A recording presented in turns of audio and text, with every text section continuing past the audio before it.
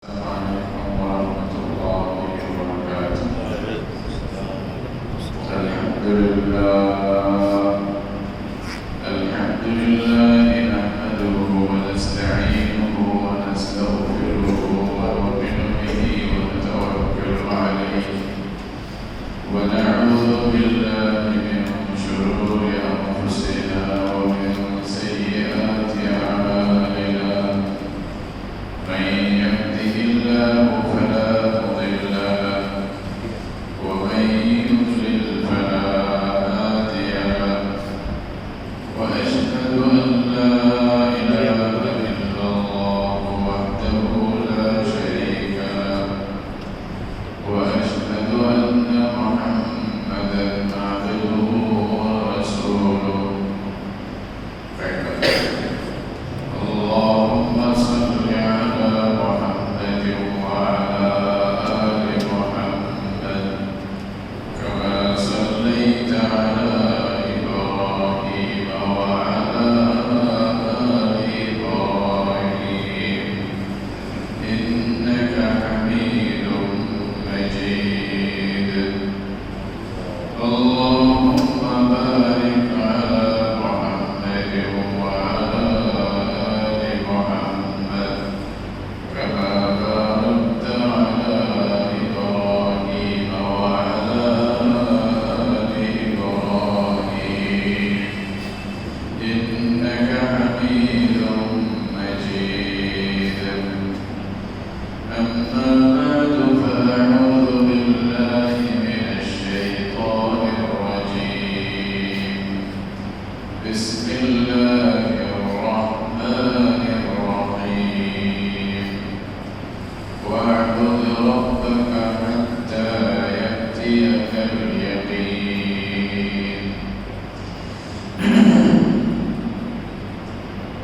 সম্মানিত মুসলিম ইকরাম, আমরা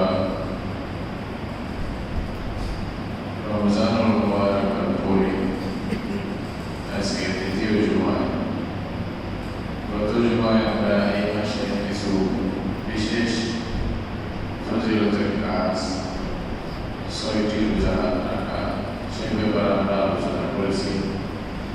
6 রোজা রাখা ফজিলত কি, গুরুত্ব কি এবং এটা রাখার নিয়ম কি ইত্যাদি বিষয়ে আমরা বলেছি।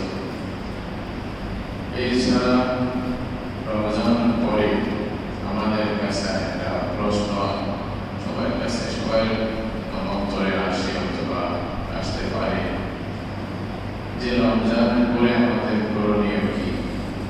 রমজানের 1 মাস ইবাদত করলাম, এটা কি শেষ? এখন কি ছুটি হয়ে গেছে, এখন কি আর কিছু করতে হবে না, নাকি এখনো কোনো কাজ আছে? এইটাই হলো আসলে এখন প্রশ্নের জায়গা যে আমরা রমজানের পরে কি করব। রমজানের করছি এটার উপরে ভিত্তি করে সব ছেড়ে দেব, নাকি আরো কিছু করতেই হবে? মূলত রমজানুল মুবারকে যে কাজগুলো আমরা করেছি, এটা একটু রমজানের বিশেষতা বা বৈশিষ্ট্যের কারণে আল্লাহর পক্ষ থেকে আমরা যা পাবো এটা তো পাবোই ইনশাআল্লাহ। আল্লাহ তাআলা যা রেখেছেন আমাদের তৌফিক এটা আছে, এটা তো পাবোই। কিন্তু এটার সাথে সাথে বাকি 11 মাস কি করব, এটা একটা বড় প্রশিক্ষণ রমজানুল মুবারকে হয়ে গেছে।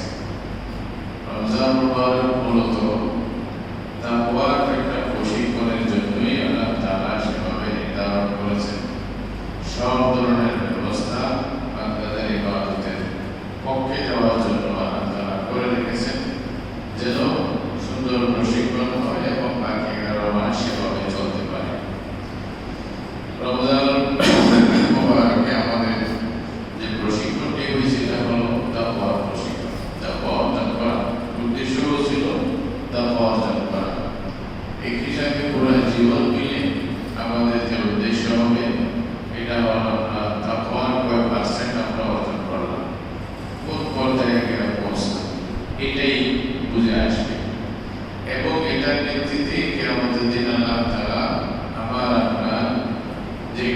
অথবা যে অবস্থান এটা আল্লাহ পাক করবেন তারপর ভিত্তিতে। কোরআনে মাজিদে সকল উদ্দেশ্য বলছে।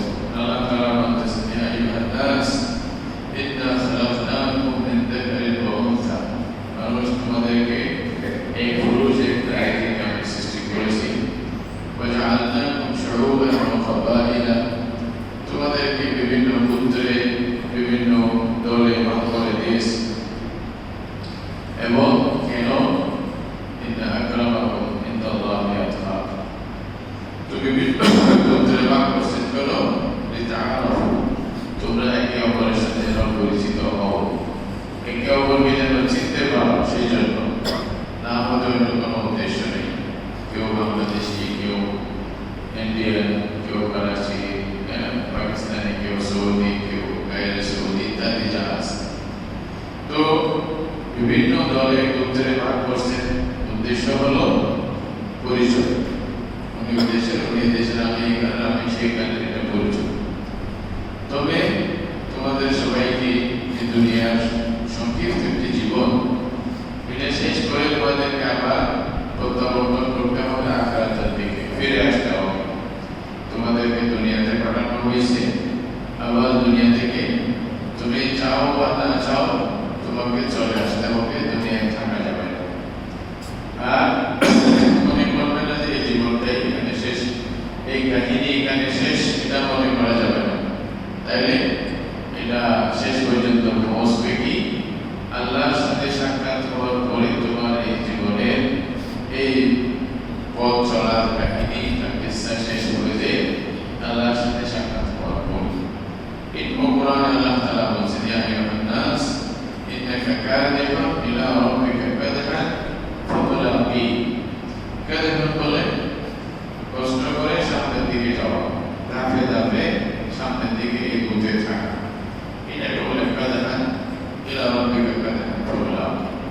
মানে তুমি একসময় আলমে আরওয়াহের মধ্যে ছিলাম, ওটা বাদ দিয়ে মায়ের পেটে আসছো, আলমুল জিন্না বলা হয়। ওইখান থেকে আবার দুনিয়াতে আসছে। এখানে বিভিন্ন পর্যায়ে তোমার গেছে, ছোট বড় যুবক, এভাবে আস্তে ধীরে আস্তে ধীরে শেষ পর্যন্ত পৌঁছছো। এখানে এরপরে আবার বরজখে যাইবে, বরজখের পরে আলামুল আখিরা, সেখানে আপনার সাথে সাক্ষাৎ হবে। তাহলে ফামুলাকি মানে আল্লাহর সাথে তোমার সাক্ষাৎ হবে।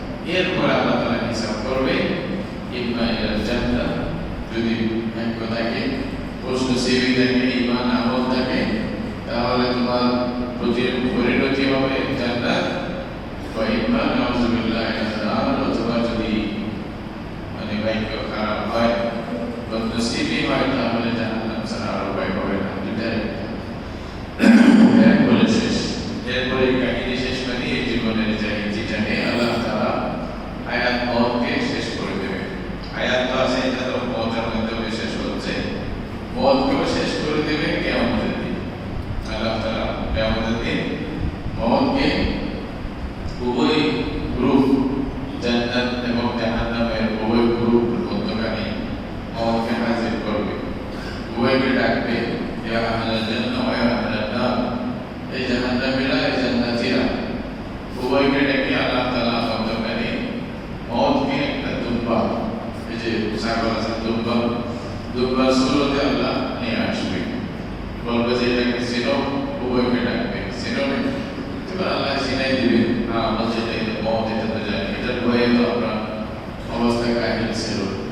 তখন আল্লাহ বলছে জবাই করে দাও, তখন আল্লাহর হুকুমে মওতকে জবাই করে দেওয়া হবে, মওতকে মওত দিয়ে দেবে। তো মওতের মওত হইলে মওত আর নাই, তাহলে খুলুদুন আবাদান লা মওত, এরপর আর মওত নেই, সবসময় বাকি থাকবে, গ্যারান্টি হয়ে গেল যে যেখানে আছে সবসময় থাকবে, মওতের ভয় আর থাকবে না।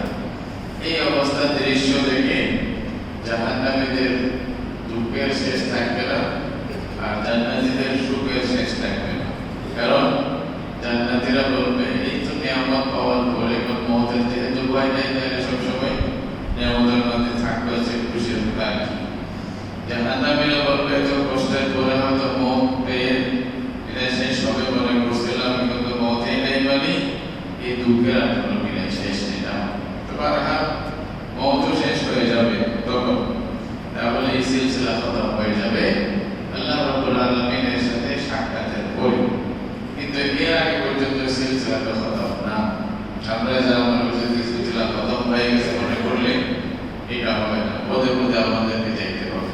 কিন্তু আমরা যে সামনের দিকে যাব, কাজ করতে যাব, এই যে অল্প সময় যেটা আল্লাহ দিয়েছেন এটার মধ্যে কোন সময়টা আল্লাহ হিসাব নেবে। এখানে আল্লাহ আরওয়াহ যে ছিলেন তার হিসাব নেবে না। আলামাল আজিন্না মায়ের পেটে যে ছিলেন এটার হিসাব আল্লাহ নেবেন না। মায়ের পেট থেকে আসার পরে যতদিন আপনার যোগ্যতা আসে নাই কাজ করার, বোঝা, ভালোভাবে হুশ আসে নাই, ওই সময়টা আল্লাহ হিসাব নেবেন না।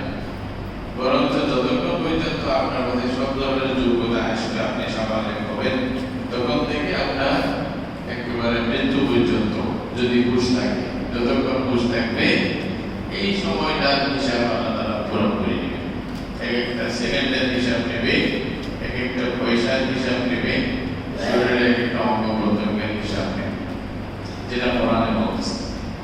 আল্লাহ তাআলা মানে যে কিভাবে হিসাব নেবেন এটা রাসূলুল্লাহ সাল্লাল্লাহু আলাইহি ওয়াসাল্লাম বলে দিয়েছেন। কয়টা প্রশ্ন করবে, আপনার শরীর সম্পর্কে প্রশ্ন করবে, আপনার হায়াত সময় সম্পর্কে প্রশ্ন করবে, আপনার সম্পদের প্রশ্ন করবে, আপনার এলম সম্পর্কে আপনার প্রশ্ন করবে, কি করা হয়েছে এগুলো আপনি যাবেন না, এর আগে আপনি যাবেন।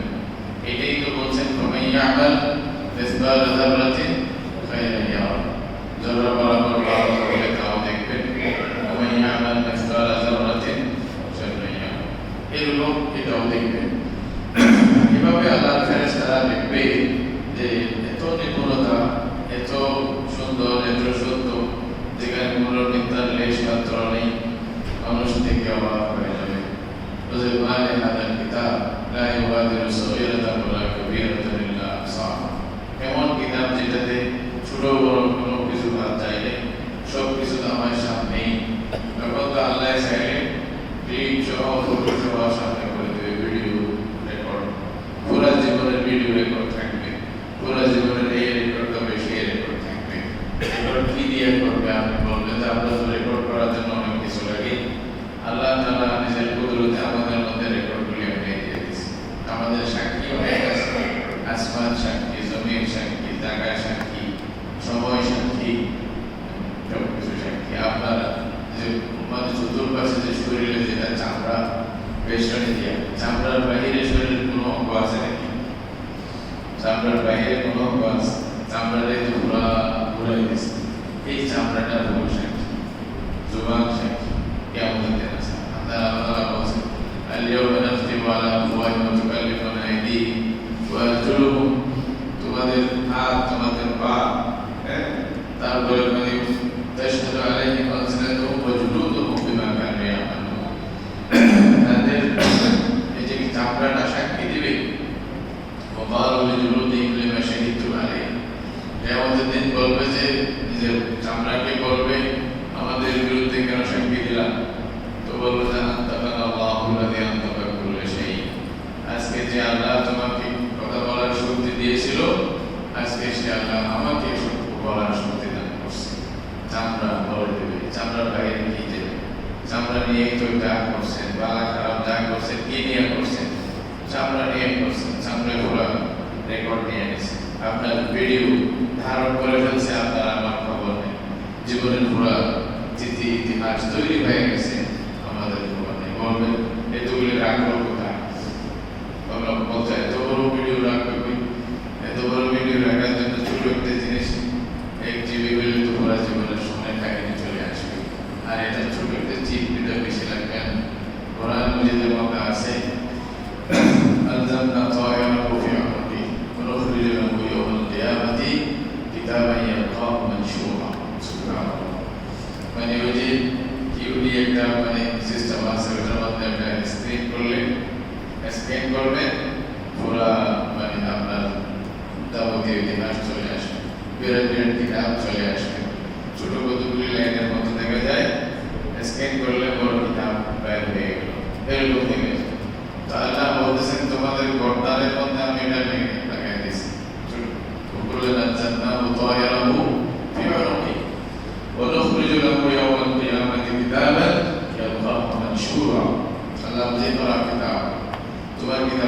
প্রিন্ট করে নিয়ে আসে বড় প্রিন্ট করলে তো বড় দফতর কেউ বলছে যে 90টা দফতর বলছে যে পুরা আজীবীটি তো কিয়ামত হয় একজনের কিয়ামত অবাক হয়ে যাবে কিচ্ছু বাদ নেই এভাবেই আমাদেরকে সামনের দিকে যাইতে হচ্ছে করতে হবে হিসাবটা দিতে হবে এখানে যে হিসাব দিতে গিয়া আমরা যদি মনে করি আমাদের জীবনে যে সময়টা পাইছি এখানে 1 বছরের মধ্যে রমজানের 1 মাস খালি করলে হবে বাকি মাস কিছু সমস্যা নেই তাহলে বাঁচতে পারবো মনে করে আল্লাহ তাআলা নবীদেরকে কি বলতেছে নবী কেরামকেও তো বলেন রমজানে ইবাদত করো বাকি 4 মাস ঘোরাফেরা করো ইবাদত বাদ দাও এরকম বলছেন তা বলা হয়নি বরঞ্চ কি বলা হয়েছে রাসূল করিম সাল্লাল্লাহু আলাইহি ওয়াসাল্লামকে আল্লাহ বলেছেন ওয়া'বুদ রাব্বাকা হাত্তা ইয়াতিয়াকাল ইয়াকিন যতক্ষণ ইয়াকিন আসবে না ইয়াকিন বলতে এখানে কেউ আবার উল্টা বুঝে বলতে ইয়াকিন মানে আমরা যে ভালো বিশ্বাস দৃঢ় বিশ্বাস চলে আসলে আর ইবাদতের দরকার নেই নাউজুবিল্লাহ ইয়াকিন আসলে তো ইবাদত বেশি না করতে হবে তো উল্টা কেমন বুঝে ইয়াকিনই যদি হয় তাহলে ইবাদত না করে থাকার কোনো কি নেই উপায় নেই এখানে ইয়াকিন মানে হলো আল মাউত ইয়াকিন মানে কি মাউত এটা মনে রাখবেন সাহাবায়ে কেরাম সবাই তাফসীর হলো হাত্তা ইয়াতিয়াকাল ইয়াকিন মানে যতক্ষণ পর্যন্ত ইয়াকিন আসবে না মানে মাউত আসবে না ততক্ষণ ইবাদত করতে থাকতে হবে এটা থেকে রেহাই দেওয়া হবে না ছুটি দেওয়া হবে না এটা কাকে বলতেছে মুহাম্মদ রাসূলুল্লাহ সাল্লাল্লাহু আলাইহি ওয়াসাল্লাম উনি হলেন আল্লাহর সবচেয়ে বেশি প্রিয় বান্দা নবীদের মধ্যে সবার উপরে সবার শ্রেষ্ঠ এবং এরকম সবচেয়ে শ্রেষ্ঠ বান্দা সবচেয়ে শ্রেষ্ঠ আল্লাহর প্রিয় বান্দা আল্লাহ যদি ছুটি দিতেন দুনিয়াতে তাহলে কিছু গুনাহ কিন্তু দিতেন না হ্যাঁ আপনি এত কিছু করছেন আর ইবাদতের দরকার নেই এত কষ্ট করছেন যান ছুটি দিলাম এটা বলতেন তো ওনার ব্যাপারে আল্লাহর স্পষ্ট ঘোষণা হলো যতক্ষণ মওত আসে নাই দুনিয়া থেকে চলে যান নাই ততক্ষণ ইবাদতের মধ্যে নিজেকে লাগাই রাখবেন এটা রাসূলুল্লাহ সাল্লাল্লাহু আলাইহি ওয়াসাল্লাম বলেছেন তাহলে আর কারো জন্য ছুটি কি হতে পারে বলেন ছুটি হতে পারে যারা বলতেছে সেজদার মধ্যে সেজদা একটা দিলে হয় এটা বহুতবাজি ভণ্ডামি ছাড়া আর কিছু না তাই না তো নবীদের যদি একটা দিলে না হয় সারা জীবন দিতে হয় তা আমরা কি বললাম যে আমাদের একটা দিলে হয়ে যাবে এই শয়তানের দিকে যাবেন না শয়তানি করে আপনাকে গোমরাহ করতে চাচ্ছে জাহান্নামের ভাগী করতে চাচ্ছে আর কোনো উপায় নেই হ্যাঁ রাসূলুল্লাহ সাল্লাল্লাহু আলাইহি ওয়াসাল্লামের রাস্তা স্পষ্ট নবীদের রাস্তা স্পষ্ট এটাতে ধরে রাখবেন এটা মধ্যে আমল করতে থাকবেন তাহলে আপনাকে সারা জীবন করতে হবে শুধু রমজানে ইবাদত করলাম বাকি সময় বাদ দিলাম কে বলছে রমজানের যে ইবাদতগুলো এগুলো যেমন রমজানের সাথে খাস না হ্যাঁ অন্য মাসেও এগুলো করা যায় তো রমজানের প্রত্যেকটি কাজ রমজানের সাথে খাস না রমজানে বিশেষ করে বেশি করে দেওয়া হবে অন্য মাসেও দেওয়া হবে না যে তা নয় অবস্থা হিসাবে আল্লাহ তাআলা অনেক সময় অন্য বান্দাকে আরো বেশি দিবেন রমজানের আমরা রোজা রেখেছি রমজানের রোজা এখন নাই ঠিক আছে ফরজ রোজা নেই আয় বলি কি অন্য রোজা নেই রাসূলুল্লাহ সাল্লাল্লাহু আলাইহি ওয়াসাল্লাম পুরো বছরের রোজার কথা অনেক গুরুত্ব দিয়ে বলছেন উম্মতকে বলছেন যে আরাফার একটি রোজা যদি রাখো আল্লাহ তাআলা 2 বছরের গুনাহ তোমার মাফ করবে আগের পরে 2 বছরের গুনাহ মাফ করে দেবেন আমাদের সগীরা গুনাহ যদি মাফ হয় তাহলে এটাও জাতার কথা না আর যদি আপনার মধ্যে যদি তওবার নিয়ত থাকে ইস্তিগফার তওবা যদি খেয়াল করেন আল্লাহ তাআলা আপনার সব কবিরা গুনাহ মাফ করে তওবা শব্দ মতে তওবা তরিকা মতে যদি এরকম করেন তাহলে কবিরা গুনাহ আল্লাহ মাফ করে দেবেন তাহলে এখানে কথা হলো প্রত্যেক বছর যদি আপনি আরাফার রোজাটা রাখেন তাহলে আল্লাহ তাআলা আপনাকে কি করে দেবে 2 বছরের গুনাহ মাফ এটা একটা পুরস্কার এই 21 বছরের মধ্যে রমজানও রাখছেন 6 রোজাও রাখছেন শাওয়ালের আবার ইয়াও রাখেন মুহররম মাসের 10 তারিখ আশুরা রোজাটাও যদি রাখেন তাহলে আল্লাহ তাআলা আপনাকে 1 বছরের গুনাহ মাফ করবে তাহলে আশুরাটা আর আরাফাটা মিলাইলে কয় বছরের গুনাহ মাফ পাইতেছি 3 বছর আর যদি রমজান এবং আর শাওয়ালের 6টা রাখলে 1 বছর রোজা রাখার সওয়াব ওইদিকে হচ্ছে তো সওয়াবের তার আপনি বলবেন যে আমি অনেক বেশি করে নামাজ পড়তে মনে করে বসে, এরকম ভুল চিন্তাধারার মধ্যে পড়ে থাকবেন না। এটা কে বলছে? তাই বলি আপনি অপরাধ করবেন না, আল্লাহ তাআলা যেটা বলছে সেটা আমাদের চলবে। আর পুরস্কার যেখানে পাওয়া যায় দৌড়িয়ে পুরস্কার গুলো নেবেন। এটাই তো বলা হচ্ছে সাবিকু ইলা মাগফিরাতিন মির রাব্বিকুম, দৌড়ো দৌড়ো, আরো নাও আরো নাও, আরো কি পুরস্কার আছে আল্লাহর পক্ষ থেকে, তুমি হাতিয়া নাও, সব কিছু পাবে। এই দুগুলি বেড়া নিয়ে আল্লাহর কাছে যাওয়া আমি তো দুনিয়া আসছি, কেমন মানে দুনিয়া থেকে পড়ে আসছি, এটার উপকার। এটার মানে কি উল্টা বলা? এটা তো না। হ্যাঁ, তাহলে রমজানের রোজা না থাকলেও রোজা অনেক বর্ণনা রাসূলুল্লাহ সাল্লাল্লাহু আলাইহি ওয়াসাল্লাম দিয়েছেন। আল্লাহ রাসূল হযরত আবু হুরায়রা রাদিয়াল্লাহু তাআলা বলতেছেন, রাসূলুল্লাহ সাল্লাল্লাহু আলাইহি ওয়াসাল্লাম আমাকে ওসিয়ত করেছেন বিসিয়ামি সালাসাতি আইয়ামি মিন কুল্লি শাহর, প্রত্যেক মাসে 3টি করে রোজা রাখা রাসূলুল্লাহ সাল্লাল্লাহু আলাইহি ওয়াসাল্লাম আমাকে দিয়েছেন, আদেশ দিয়েছেন। রাসূলুল্লাহ বলছেন যে তুমি প্রত্যেক মাসে 3টি করে রোজা রাখবে। এটার মধ্যে আরেকটা ফায়দা, 3টা রোজা যদি এক মাসে রাখেন তাহলে আপনি এক মাস রোজা রাখার সময়, কেন একে কত 10, একে 10 হলে 3 10 30, এই হিসাবে প্রত্যেক মাস আপনি যেন রোজা রাখেন। তো আছে আগের ফজিলত তো আছে। এই ছাড়া রাসূলুল্লাহ সাল্লাল্লাহু আলাইহি ওয়াসাল্লাম বলেছেন এই দিনের আইয়ামুল বীজ হলে বেশি ভালো। আইয়ামুল বীজ মানে যেগুলো খুব রাত যখন একেবারে আলোকিত থাকে, 13 14 15 চাঁদের তারিখ হিসেবে 13 14 15 তারিখে রোজাগুলি বেশি উত্তম, বেশি আফসর, এগুলো রাখলে বেশি ভালো। আপনারা যে দিনে হয় এগুলো রাখতে পারেন। এই ছাড়া হাদিসের মধ্যে আছে রাসূলুল্লাহ সাল্লাল্লাহু আলাইহি ওয়াসাল্লাম এই যে রমজানের আগের মাস যেটা শাবান মাস, এই মাসে বেশি বেশি রোজা রাখতেন, হাদিসের মধ্যে আছে আল্লাহ রাসূল রাখছেন। এবং রাসূলুল্লাহ সাল্লাল্লাহু আলাইহি ওয়াসাল্লাম রাখতে বলছেন উম্মতকে, যারা যারা পারো বেশি বেশি রোজা রাখো। আবার শাওয়ালের 6 রোজার কথা তো কত জুমায় বললামই। এই ছাড়া মুহররম মাসের রোজার ব্যাপারে রাসূল করিম সাল্লাল্লাহু আলাইহি ওয়াসাল্লাম বলেছেন আফজালুস সিয়াম বা'দা রমাদান শাহরুল্লাহি আল মুহররম, বলতে রমজানের পরে সবচেয়ে উত্তম রোজা হলো মুহররম মাসের রোজা। এটাকে আল্লাহ রাসূল শাহরুল্লাহ বলছেন, আল্লাহর মাস এটা বলছেন। এটা গুরুত্বের কারণে এটা যখন শাওয়াল বা মুহররম মাস আসবে তখন বলবো, আগে বলা হয়েছে যেন মনে থাকতে পারে।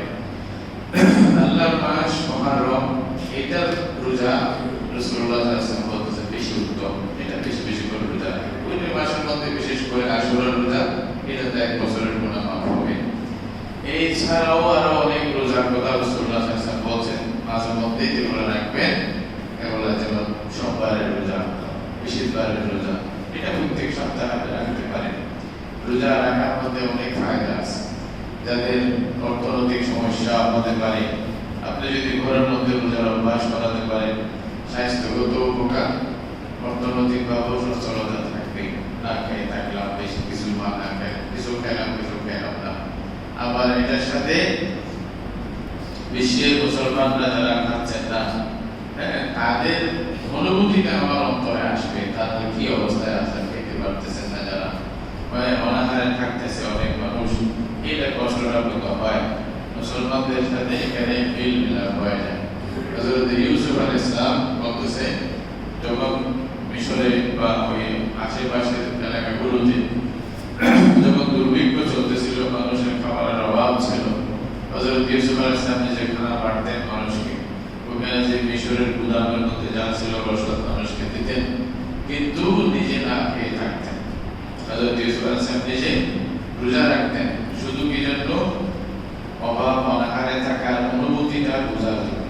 অনুভূতি কি হয় এটা যেন নিজস্ব চোখে বুঝতে পারেন, এটার জন্য না খেয়ে নিজে রোজা রাখতেন, না খেয়ে থাকতেন, এরকম আছে। তাহলে মাঝে মধ্যে না খেয়ে থাকার মধ্যে ফায়দা অনেক, এগুলো এমনি হয়ে যাবে এই নফল রোজাগুলি থাকে। তো মনে করবেন না যে রমজানের রোজা গেছে মানে রোজার ইবাদত শেষ, কেউ বলছে। এই যে রোজাগুলি রাখছেন, এই রোজাগুলি রাখলে প্রত্যেক এক দিনের রোজায় আল্লাহ তাআলা 70 বছর আপনাকে রুজিয়ার থেকে, জাহান্নাম থেকে দূরত্ব করে দেবে, সুবহান আছে। অন্য গুলো তো আছেই, জাহান্নাম থেকে ডাল হয়ে থাকবে। আরো যে ফজিলতের কথা বলছে, সব ফজিলত পাইবেন, এটা তো মানা নাই, এটা তো বলা হয় নাই রমজান ছাড়া অন্য সময় রোজা সুতরাং রমজানও রোজা রাখছি, গায়ের রমজানও এই রোজা আমরা অনুশীলন করবো ইনশাআল্লাহ। এটা বারবার করতে থাকবো, বারবার রাখবো। আরেকটা জিনিস মনে করবেন, রোজার পরে আবার যদি রোজার তৌফিক হয় তাহলে বুঝতে হবে আল্লাহ আমার আগেরটা কবুল করছে, এটা একটা আলামত। হ্যাঁ, এরকম ভাবে কিয়ামুল লাইলের ইবাদত আমরা রমজানের মধ্যে তারাবি করছি। কিয়ামুল লাইল বলতে আসলে ইশারের পর থেকে ফজরের আগ পর্যন্ত এই সময়ে একেবারে 2 রাকাতও যদি পড়েন তাও কিয়ামুল লাইলের অন্তর্ভুক্ত হয়ে যায়। কথার কথা, আমি শুধু 2 রাকাত পড়লাম। তো আমাদের হানাফি মাযহাবের যে তরিকা আছে, তরিকার মধ্যে ইশারের পরে আপনাকে বলবে 2 রাকাত সুন্নাত, 2 রাকাত নফল, 3 রাকাত বিতির, আবার বিতিরের পরে বসে বসে 2 রাকাত বলেন। তাহলে কত হবে? সব মিলে 2 2 3 4 5 মানে 4টা 3 7 8 9 রাকাত এমনি হয়ে যায়। রাসূলুল্লাহ সাল্লাল্লাহু আলাইহি ওয়াসাল্লাম যখন সুস্থ থাকতেন তখন 9 রাকাত তাহাজ্জুদ পড়তেন বলে হাদিসের মধ্যে আছে। আপনি ঘুম থেকে উঠে পড়তে পারেন আর না পারেন, এগুলো যদি পড়ে ফেলেন তাহলে তো আপনি কি করে ফেললেন? কিয়ামুল লাইল যেটা মানে বলা হয়েছে হাদিসের মধ্যে বা কোরআনের মধ্যে যেটা বলা হয়েছে তাহাজ্জুদের কথা, এটা আদায় হয়ে যাবে ইনশাআল্লাহ। তা আপনি অন্তত এতটুকু করেন না, যাদের হিম্মত আছে ঘুমানোর পরে আরো বেশি করে পড়ে 10 12 রাকাত 11 20 রাকাত আমার চাই করতে পারেন, কোনো অসুবিধা নেই। তবে একদিন পরে শেষ করবেন না যে কিয়ামুল লাইল তখন কি আসবে, সবে বরাত আসবে তখন এর আগে নাই আর কিছু, এটা মনে করিয়ে না। প্রত্যেক কিছু কিছু করেন। হ্যাঁ, সব বরাতের জন্য খাস করে রেখে দিয়ে না যে একটা দিয়ে করবো বাকিটা বাদ। প্রত্যেক রাতে কিছু কিছু পড়বেন, সব বরাতেও পড়েন না করতেছে না, কিন্তু প্রত্যেক রাতে পড়েন, এটা হলো নিয়ম। রাসূলুল্লাহ সাল্লাল্লাহু আলাইহি ওয়াসাল্লাম হাদিসের মধ্যে আছে ইশারের নামাজের পরে কোনো বান্দা যদি 4 রাকাত নামাজ একসাথে পড়ে, 4 রাকাত এক নিয়তে পড়ার কথা আছে, একসাথে 4 রাকাত আপনি সুন্নাত অথবা নফল নিয়তে, সুন্নাত নফল মুআক্কাদা যেগুলো বলা হচ্ছে ফরজের পরে সব নামাজকে নফল বলা হয়, সুন্নাত বলা হয়, মুস্তাহাব বলা হয়, সমস্যা নেই। তবে একটা পূজা করার জন্য ফুকাহায়ে কেরাম একটা সুন্দর নিয়ম নাম মানে ভাগ করে দিয়েছে, এটা সুন্নাত, এটা মুস্তাহাব, এটা নফল, এটা মানে কোনো সব একসাথে মিলতে পারবে না তা না। আপনি হাদিসের পরিভাষা হিসেবে ফরজ এবং নফল, বাকিটা সব নফল, বাকিটা সব সুন্নাত, কোনো সমস্যা নেই, যে কোনো একটা নিয়ত করতে পারবে। কয় রাকাত নামাজ? 4 রাকাত। ইশারের পরে মানে বিতিরের আগে আপনি 4 রাকাত নামাজ যদি পড়েন, রাসূল করিম সাল্লাল্লাহু আলাইহি ওয়াসাল্লাম বলেছেন এটা লাইলাতুল কদরের নামাজ পড়লে যে সওয়াব হয় আল্লাহ তাআলা বান্দাকে সেই সওয়াব দিবেন। লাইলাতুল কদর চলে গেছে, তো লাইলাতুল কদরের ইবাদতের সুযোগ আর নাই, প্রত্যেক রাতে আছে। এটা মানে লাইলাতুল কদরের গুরুত্ব এটাও বলতেছি না, আবার বলি না সমান হয়ে গেল, সমান না। লাইলাতুল কদরের মতো আল্লাহকে আপনাকে দিবে, মানে এটাও কম না, চা টা কম না। চেয়ারম্যানের মতো সম্মান দিবে, আপনি কি চেয়ারম্যান হয়ে গেছেন? চেয়ারম্যান তো হয়ে যান নাই, মানে সম্মানটা কার মতো? চেয়ারম্যানের মতো। চেয়ারম্যান না হলেও সম্মান পান, এটাও দাতা। এই জন্য বলছে কি এই 4 রাকাত করে আপনি নামাজ পড়বেন, লাইলাতুল কদরে নামাজ পড়লে যে সওয়াব হয় আল্লাহ রাব্বুল আলামিন আপনাকে সেরকম সওয়াব দেবেন। সুবহানাল্লাহ। আল্লাহ আমরা করতে পারতেছি। দিনের আগে যদি 12 রাকাত সুন্নাতে মুআক্কাদা পড়েন, হাদিসের মধ্যে আছে আল্লাহ রাসূল বলতেছে আল্লাহ তাআলা সেই বান্দার জন্য জান্নাতে একটি ঘর বানিয়ে দেবেন। ফজরের আগে 2 রাকাত, যোহরের আগে 4 রাকাত, যোহরের পরে 2 রাকাত এবং এই যে ইয়ার পরে মাগরিবের পরে 2 রাকাত, এইভাবে আর ইশারের পরে 2 রাকাত, সব মিলে কয় রাকাত? 12 রাকাত সুন্নাত মুআক্কাদা। এটা পড়বেন, আল্লাহ তাআলা আপনার জন্য একটা ঘর তৈরি করে দেবেন জান্নাতের মধ্যে। এরকম সওয়াবের কথা। ফজরের আগে 2 রাকাতের মধ্যে রাসূলুল্লাহ সাল্লাল্লাহু আলাইহি ওয়াসাল্লাম বলেছেন, সুন্নতের ব্যাপারে বলেছেন রাকাতানি মিনাল ফাজরি খায়রুম মিনাদ দুনিয়া ওয়া ফিহা। দুনিয়া এবং দুনিয়াতে যা আছে সব কিছু থেকে শ্রেষ্ঠ উত্তম হলো ফজরের 2 রাকাত। আমরা ওই 2 রাকাতের খবর থাকি, ঘুমের মধ্যে চলে যায়, খবরই নেই, ফজর আর ইয়ার মধ্যে নেই। এই যে ইসরায়েলরাই তো বলছিল, ইসরায়েলের কাউকে নাকি বলছে, ইসরায়েলের বড় কোনো নেতা বলতেছিল ভয়ের কারণ নেই, মুসলমানদের তো এখনো সেই সাহস হয় নাই এবং সেই যোগ্যতায় পৌঁছে নেই। যেই দিন মুসলমানদের ফজরের নামাজ আর জুমার নামাজ সমান হয়ে যাবে, মুসলমানদের ফজর সেরকম ভাবে আসবে যেভাবে জুমার মধ্যে আসে, তখন ভয় করতে হবে। তখন ভয়ের কারণ হয়ে যাবে এখন তো মুসলমানরা জাগছে। এটা আসলে তারা নামাজই পড়ে না, তাদের জাগার কথা কি? তাদের আর ওইরকম উৎসাহ বা ইমান নিয়ে চিন্তা চেতনা থাকবে কোথায়? কে কি করছে বলে কোনো কিছু আসে যায় না, এটা মনে করবে। ইমান এটাও ইমানের দাবি। আমার যদি ইমান থাকে এবং ইমানই যে বিষয়, এগুলোর জন্য আমার মধ্যে উত্তেজনা আসা, একটা চিন্তা ভাবনা আসা, এটা তো ইমানের দাবি। আল্লাহর মহব্বতের দাবি তো এটা। মহব্বত কাকে বলবে? কেউ যদি আমার দিন ধ্বংস করতে চায়, আমার ঘর নষ্ট করতে চায়, আমি বসে থাকতে পারবো? একটা কথা হইল তো বলবো, মনে মনে গালি হইল তো দিব, দিব না? এই জন্য বলছে যদি এরকম উল্টা পাল্টা দেখো, পারলে হাত দিয়ে দমন করো, আমাদের কথা দিয়ে করো, আমাদের মন অন্তরে ঘৃণা করে। একটা কথা বলা হয় না, এটা ব্যাখ্যা অনেক লম্বা। অন্তরে ঘৃণাটা হলো তো আসবেই, কিন্তু আফসোসের বিষয় মুসলমানদের এরকম অন্তরে ঘৃণাও আসে না। এগুলা কি মোল্লারা, এগুলা কি বলে, কি নিয়ে ঝগড়া করে থাকি? আরে ভাই, এটা মোল্লার বিষয় না, এটা দ্বীনের বিষয়। আপনার মধ্যে ইমান আছে কিনা এটার পরিচয়। আপনার মধ্যে ইমান যদি না থাকে, তাহলে বাকিগুলো তো আপনি ছোয়া, এগুলো তো সাত গাছের সাথে মতো, এগুলো কোনো মগজ নাই। হ্যাঁ, তারপরে এটা বাদ দিতে বলতেছে না করেন, কিন্তু ওটা আসতে হবে। ওয়াল্লাযীনা আমানু আশাদ্দু হুব্বান লিল্লাহ, এটা হইতে হবে। আমরা এই নামাজগুলোর প্রতি মহব্বত, ইবাদতের প্রতি মহব্বত, দ্বীনের প্রতি মহব্বত, এগুলো আসবে যখন চর্চা থাকবে। আর ঘরে পড়বেন বেশি, নফল নামাজগুলো ঘরে পড়বেন। জোহরের আগে হাদিসে বলতে আছে, জোহরের আগে 4 রাকাত, জোহরের পরে 4 রাকাত যারা পড়ে, আল্লাহ তাআলা তাদের জন্য জান্নাত হারাম করে দেয়। জোহরের আগে কয় রাকাত? 4 রাকাত। জোহরের পরে আবার 2 করে 4 রাকাত পরে, আগেরটা একসাথে 4 রাকাত। বলছে তার জন্য জাহান্নাম আল্লাহ হারাম করে দেয়। তাহলে আপনার পারলে 2 রাকাত সুন্নতে মুআক্কাদা, তারপর 2 রাকাত নফল পড়ুন। আগে 4 রাকাত পড়লাম, আগে 4 রাকাত আরো ফজিলত হাদিসের মধ্যে আছে। রাসূলুল্লাহ সাল্লাল্লাহু আলাইহি ওয়াসাল্লাম বলতেছেন, তুফতাহু লাহু আবওয়াবুস সামা, জোহরের আগে যে 4 রাকাত নামাজ পড়বে, জান্নাতের আসমানের দরজা আল্লাহ খুলে দেয়। যেই দোয়া করবে সেই দোয়াই কবুল হয়। তাহলে আছে তো অনেক। রাসূলুল্লাহ সাল্লাল্লাহু আলাইহি ওয়াসাল্লাম বলতেছেন, আসরের আগে সুন্নতে মুআক্কাদা না হলেও 4 রাকাত পড়ার কথা আছে। মান সাল্লা ক্বাবলা আসি আরবাআন রাহিমাল্লাহ, আল্লাহ রহমত করবে, আল্লাহ দয়া পাবে ওই বান্দা যে আসরের আগে কয় রাকাত নামাজ পড়বে, 4 রাকাত নামাজ পড়বে। কিছু কথা আছে। মাগরিবের পরে নামাজের কথা আছে। কোন কোন রওয়ায়েতে আওয়াবিনের কথা আছে। আওয়াবিন যদিও বা দুটোটাকে বলা হয়, মাগরিবের পরে পড়লেও আওয়াবিন, ফজরের পরে পড়লেও আওয়াবিন, যে শাস্ত্রের নামাজ। আওয়াবিন মানে আল্লাহর দিকে বারবার যে রুজু হয়। আওয়াবিন যে কোনো সময় হতে পারে, খাস না মাগরিবের পরে।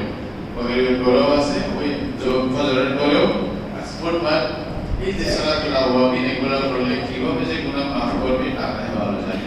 আমি যদিও বা নির্দিষ্ট সংখ্যা বললাম না, কিন্তু অনেক সওয়াব আছে।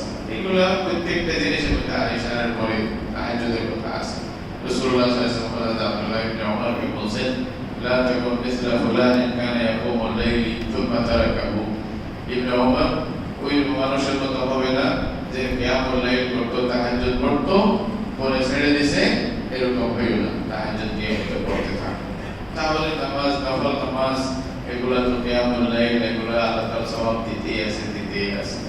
আর আল্লাহ তাআলা যেরকম লাইলাতুল কদরে বান্দাদেরকে ডাকিয়া বলবেন, কেউ অসুস্থ থাকলে বলো, আমি সুস্থ করে দেব, এসব কিছু বলবেন, রিজিকের দরকার হলে বলো। এরকম প্রত্যেকটি রাতে আল্লাহ তাআলা একটা আসমানে আসিয়া বান্দাদেরকে ডাকেন, কেউ আসো আমার কাছে চাইবে, আমি দেব। তো এটা ভান্ডার নিয়ে আল্লাহ তাআলা দেওয়ার জন্য রাজি। আমি তো নিতেও রাজি না। আমি নিতে রাজি না, আমি বললাম আমি ঘুমাইতেছি তখন, তাই না? এটা আফসোসের বিষয়। বান্দারা আসলে ডাকিয়া দেখেন না। একজন বাহরাইনের মধ্যে আমরা যখন একটা ইসলামিক সেন্টারে ছিলাম, ডিসকভার ইসলামে, তখন এক খ্রিস্টান, সে আসছে মুসলমান হয়েছে। তো তাকে জিজ্ঞাসা করলাম মুসলমান হওয়ার কারণ কি। মাঝে মধ্যে তো থাকে বিভিন্ন সময়, কারো কোনো চাপে আসতো নাকি কোনো ডুবে আসতো, তবে বুঝে আসছে। তো সে বললো আমি একটু কর্জদার ছিলাম, বিভিন্ন কর্জ আর কি, তার সমস্যা ছিল। বলছে আমি খরচটা কোনো রকম মানে সুদ করতে পারতেছি না। তখন আমি অনেক সময় যেহেতু খ্রিস্টান ধর্মের মানে ছিল অনুসারী, বলছে আমি যিশুকে ডাকলাম, কার কথা এটা? বলছে আমি যিশুকে ডাকলাম রাত্রে, বললাম যে যিশু আমার এই যিশু মানে বুঝছেন তো, যিশু মানে খ্রিস্টানরা ইসাকে কি বলে? যিশু বলে, ইয়েসু এটাকে নাম বলে যিশু বলে বারবার। তো বলছে আমি যিশুকে বললাম যে আমার সমস্যার সমাধান করে দাও, আমি খুব একটু দুর্বল সমস্যায় আছি, আমি একটু মুসিবতে আছি, এটা মানে কর্জটা শোধ করার ব্যবস্থা করে দাও। বলছে 1 সপ্তাহ 2 সপ্তাহ কোনো কিছু হচ্ছে না। আমি দেখলাম যে কি আমি কাকে ডাকতেছি। পরে বলছে যে হিন্দু ধর্মের যে ভগবান তাকে ডাকলাম, ওরা বলছে যে এরকম বলা হয়। তো পরে এটাও কিছু হয়নি। পরে আমি মনে করলাম যে আরেকটা তো ধর্ম আছে, মুসলমানদের ধর্ম ইসলাম ধর্ম। ইসলাম ধর্মের মধ্যে তো আল্লাহ এটা তো চোখে দেখা যাবে না, কিছু বিশ্বাসের উপরে। বলছে আমি বিশ্বাস করে আল্লাহকে ডাকলাম 1 সপ্তাহ। বললাম যে আল্লাহ তুমি যদি সত্য হয়ে থাকো, তার কথা যে তুমি যদি আসলেও সত্য হয়ে থাকো, আমার কর্জের পরিশোধ করায় দাও। সে বলতেছে আমি 1 সপ্তাহ পুরার আগে আমার কর্জ পরিশোধের ব্যবস্থা হয়ে গেছে। বলছে আমার বিশ্বাস হয়ে গেছে যে ধর্ম, এখানে কেউ আমাকে বুঝাইতে হবে না, আমি বুঝছি, সেই জন্য আমি লা ইলাহা ইল্লাল্লাহ পড়ে মুসলমান হওয়ার জন্য আসছি। অবাক হয়েছে, তার কথা শুনে অবাক হলাম। আসলে অনেকে হয়তো সেরকম একই এখানেও পেয়ে যাচ্ছে, আমাদের খবরই নেই, ডাকিয়ে দেখেন না, সেজদা 2টা করে দেখেন না, কান্না কারা করে দেখেন। আল্লাহর কাছে বলেন, আপনাকে কারোর কাছে লজ্জিত হতে হবে না। কেউ না দেখে বলবো আমার কাছে কান্নাকাটি করেন যে আল্লাহ আমার অবস্থা কাহিল, আমাকে একটা ব্যবস্থা করে দাও, দোকানের ব্যবস্থা। এটা ছোট জিনিস, তারপর আল্লাহর কাছেই চান, আল্লাহর কাছেই চান, এটাই তো বড়। কি বলেন? এরকম আল্লাহর কাছে চাইবেন। ওই যে যখন সুযোগ পাই আমাদেরকে যদি বলি ভাই চান, দেওয়া হবে, আমরা কি চাইব? কথা আপনাদের বললো 2 কোটি টাকা হয়ে গেলে, মানে ব্যাংক ব্যালেন্স হয়ে গেলে, বা একেবারে জীবনের জন্য হয়ে গেল, মনে করবো এটাই তো চাইব। কিন্তু আল্লাহ রাসূলের এক সাহাবী রাবিয়া আল-আসলামী, কাব ইবনে রাবিয়া আল-আসলামী রাদিয়াল্লাহু তাআলা আনহু, ওনাকে আল্লাহ রাসূল বলছে তুমি চাও, এখন যা চাইবা আমি তোমাকে নিয়ে দিব, আল্লাহ থেকে নিয়ে দিব, চাও। তুমি কি চাইছে জানেন? তুমি বলতেছে আসআলুকা মুরাফাকাতাকা ফিল জান্নাহ, ইয়া রাসূলুল্লাহ আপনার সাথে জান্নাতে যেতে চাই। আল্লাহু আকবার। চাও কি চাও? জবরদস্ত দুনিয়া থেকে যাক, আপনার সাথে জান্নাতে থাকতে চাই, এটা হলো চাওয়া। আরে বাবা, এমন চাওয়া চাইছে যে আল্লাহ রাসূল বলতেছে, কিন্তু বলছিলেন আল্লাহ রাসূল নিজে দিয়ে দিবেন, বলছেন তাহলে তুমি আমাকে কিছু সাহায্য করো। তখন রাসূলুল্লাহ কি বললেন? তুমি আমাকে সাহায্য করো। আবার এখন সাহায্য কি বলছে? বেশি বেশি নামাজ পড়ে আমার সাহায্য করো, আমি যেন আল্লাহ থেকে এটা তোমাকে নিয়ে দিতে পারি। সুবহানাল্লাহ, যেরকম চাইবো তাহলে রোজাও বন্ধ নেই, নামাজও বন্ধ নেই, তেলাওয়াতে পড়া এটাও বন্ধ নেই। যে কোনো সময় পড়ে আল্লাহ তাআলা আপনাকে আজর দেবে, সওয়াব দেবে। হাদিসের মধ্যে আছে সাদাকা যে করছেন এগুলোও বন্ধ নেই, সাদাকাও করেন। ইবাদত সব সময়ের জন্য। রমজানের খোদা গায়রে রমজানের খোদা ভিন্ন না। কি বলেন? নাকি ভিন্ন আছে? ভিন্ন আছে নাকি?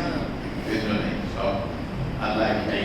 আল্লাহ সব জায়গাতে আল্লাহ, আল্লাহু ফিস সামাই ওয়া ফিল আরদ, উনি মাহবুদ, আসমানে উনি মাহবুদ, জমিনেও উনি মাহবুদ, বাংলাদেশে উনি মাহবুদ, পাকিস্তানেও, সৌদি আরবেও উনি মাহবুদ। উনি ওনার হুকুমে সবকিছু চলে, আসমান জমিন সবকিছু চলে। আল্লাহর কাছে চান না। সব ভাষার মালিক কে? আল্লাহ। খালেক কে? আল্লাহ। সব কাজ সৃষ্টিকর্তা আল্লাহ। আল্লাহ সব ভাষা বুঝে, আপনার ভাষাও বুঝবে, আপনার ভাষায় বলেন। আল্লাহ তাআলা বান্দাদেরকে মাঝে মধ্যে মুসিবতে মানে শিক্ষা পাওয়ার জন্য, বান্দারা ফিরে আসার জন্য। কিন্তু আফসোসের বিষয়, আমরা এত যে কুফর অন্তরে ঢুকে গেছে, এইগুলো বুঝি না, ইশারাও বুঝি না। বর্তমানে আরো বেশি যেভাবে আযাব গজবের অবস্থা দেখা যাচ্ছে, অস্বাভাবিক কিছু মানে এটা গজব মনে রাখতে হবে। বা পানি যদি ঠিক মতো থাকে নিয়ামত, যদি অস্বাভাবিক হয়ে যায় এটাই গজব। আল্লাহ তাআলা চাইলে যে নিয়ামত ভোগ করতেছে ওই নিয়ামতই আমার জন্য কি হয়ে যাবে? গজব হয়ে যাবে। আল্লাহ রাসূল যখন দেখতেন যে খুব মেঘাচ্ছন্ন অবস্থা, তখন অবস্থিত অস্থির হয়ে যেতেন, মানে চেহারা অন্যরকম হয়ে যেত, ভয় ভয় থাকতো। তখন সাহাবায়ে আমাদেরকে বলছেন, ইয়া রাসূলুল্লাহ, মানুষ মেঘ দেখলে খুশি হয়, বাতাস দেখলে খুশি হয়, আপনি এত নারাজ অস্থির কেন? বলছে কি জানে যদি আযাব হয়, হ্যাঁ যদি আযাব হয়। এরকম বাতাস দিয়ে আল্লাহ কওমকে ধ্বংস করছে, মেঘ দিয়ে তো পানি দিয়ে আল্লাহ কওমকে ধ্বংস করে দিয়েছে। এটা যদি হয়, এজন্য রাসূলুল্লাহ দোয়া করেন, আল্লাহুম্মা ইন্নী আসআলুকা খায়রাহা ওয়া খায়রা মা ফিহা ওয়া আউযু বিকা মিন শাররিহা ওয়া শাররি মা ফিহা।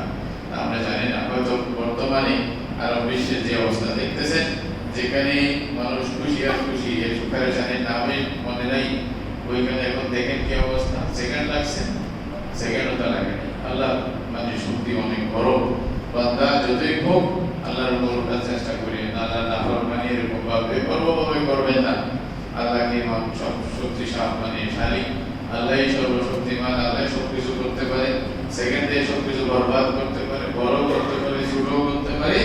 আল্লাহর হাতে সবকিছু। সুযোগ আপনারা দেখতেছেন যে কোটি কোটি টাকা সম্পদ ধ্বংস হয়ে যাচ্ছে, সেকেন্ডের মধ্যে বরবাদ হয়, কিছু আল্লাহর সামনে কিছু না। এই জন্য ভাই আল্লাহর প্রতি ইমান মজবুত করবেন। আল্লাহ যেভাবেই রাখে সেভাবেই খুশি। আল্লাহ মাঝে মধ্যে মুসিবত দিলে ওখানে শিক্ষা নেবেন যে আল্লাহ ভুল হয়ে গেছে, ক্ষমা করে দাও, কান্নাকাটি করবেন। এখন তো আরব দেশগুলোর মসজিদে জায়গায় জায়গায় কান্নাকাটির রুল করে যাওয়া দরকার ছিল, সবাই আল্লাহর কাছে রুজু করা দরকার ছিল। ওলা নযীকান্নাহুম মিনাল আযাবিল আদনা দুনা আযাবিল আকবারি লাআল্লাহুম ইয়ারজিউন। এরা এগুলাকেও আমাদের নতুন মানে আধুনিক একটা বড় কুফর যেটা আমাদের মধ্যে আসছে, এটা হলো আধুনিকতা, মানে টেকনোলজির তরফি ইত্যাদি নাম দিয়ে আল্লাহ থেকে দূরে সরা দিচ্ছে। বলছে এটা বাদ একটু ছোট হয়েছে, এই জন্য একটু বড় করে দিতে হবে, তাইলে মুসিবত আসবে না। আরে বেটা, এটার উপরে আসলে তখন কি করবো? তখন কোথায় যাবে? তোমার টেকনোলজি যাবে কোথায়? আল্লাহ দিকে রুজু হও।